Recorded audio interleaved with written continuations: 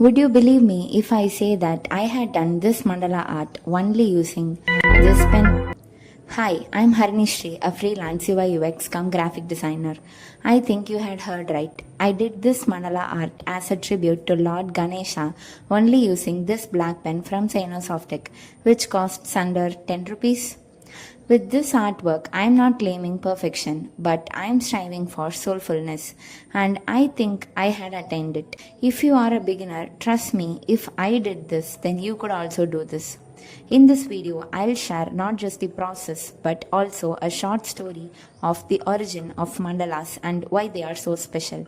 This is going to be a time-lapse video because I had done this 8 hours long, not at a stretch, but amidst the festive duties. So why are we waiting here? Let's get into the video. This is my very first mandala art and my first long form video. And yes, I have a good news for you.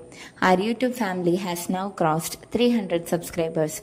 So thank you so much for being part of this journey. When I started this, I honestly thought it would be just like all my previous videos.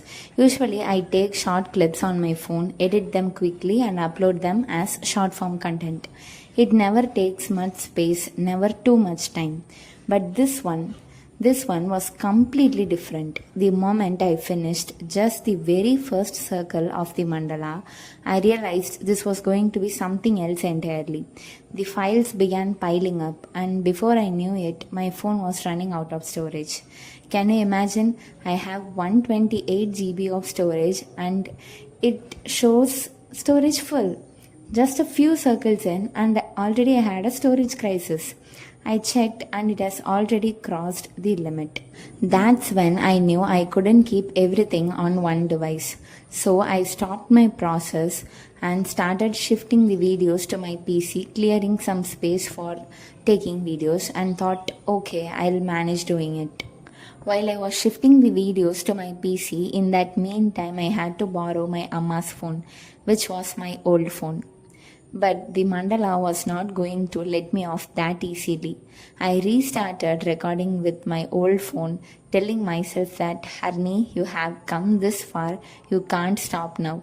But with each passing hour, a new challenge showed up. After about 1 hour of continuous drawing, I felt my hands start to shake and become numb. It's natural, right? For a beginner, holding steady lines for such a long time is not easy at all. Every stroke suddenly felt like a test of patience. I wanted to put the pen down, take a break, maybe even stop altogether. But then a thought struck me. Maybe this was not just about the mandala. Maybe God was actually testing me, testing if I had the patience, the discipline and the willpower to complete what I started. And when that thought came, I made a promise to myself that I am not backing out today. I'll hold steady, I'll push through no matter how shaky my hands feel. No matter how long it takes, because every circle I add, every line I draw is one step closer to something bigger. So I trusted two things, in His strength and in my will. And I continued, circle after circle, pattern after pattern. Even when my body was tired, even when my mind was restless, I kept going.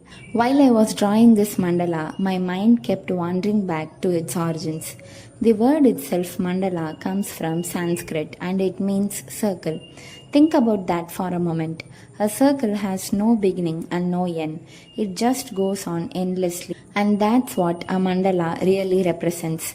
The idea of the universe, balance and harmony. In fact, mandalas are not something foreign or far away. They are part of our everyday life. When I look back, I realize we have grown up around them without even naming them as mandalas. For example, the columns that our mothers draw every morning in front of our homes. Those repeating lines, dots and circular patterns, aren't they a kind of mandala? During festivals, rangolis are filled with colors and shapes, all radiating from the center, just like this artwork I'm drawing here. Even in temples, the stone carvings on the floor or the ceiling often follow these same circular symmetric patterns. And then in Buddhism, mandalas have a very deep spiritual meaning. Monks sit for hours, sometimes even for days, patiently creating breathtakingly detailed mandalas with colored sand. And here comes the most powerful part. Once it's completed, they don't preserve it.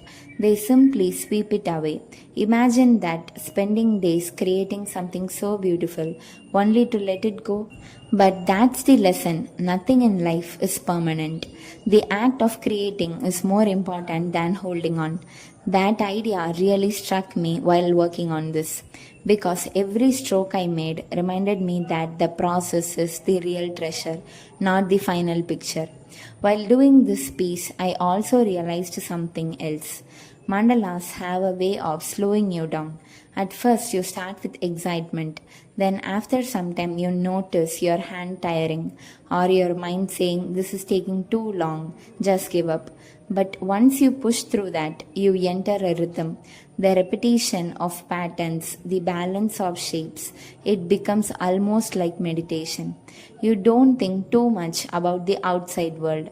You are just here in the present moment creating. And that's where the benefits lie. Mandala art helps you relax and reduces stress. It teaches patience and improves focus because one careless line can shift the balance. So you learn to slow down and pay attention. It brings mindfulness naturally without effort because your mind is simply lost in repeating the patterns, and it lets your creativity flow freely. There are no strict rules, you can experiment and play. For me, this first mandala was not easy. I struggled with shaky lines, uneven spacing, and patterns that did not always look perfect. But when I stepped back and looked at the bigger picture, those tiny imperfections faded away. And isn't that how life works too?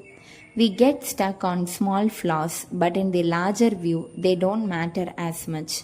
So, as I finished this, I realized mandalas are not just designs you draw, they are experiences you live.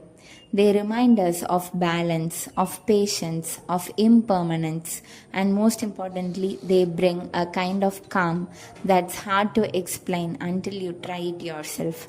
And that's why I wanted my first long form video to be this, my very first mandala art. Not perfect but deeply soulful. Your first mandala art would not be perfect, but trust me, it would be soulful. So just go and try it. Thanks for watching. Follow me for more design related contents, and if you like this video, drop a thumbs up.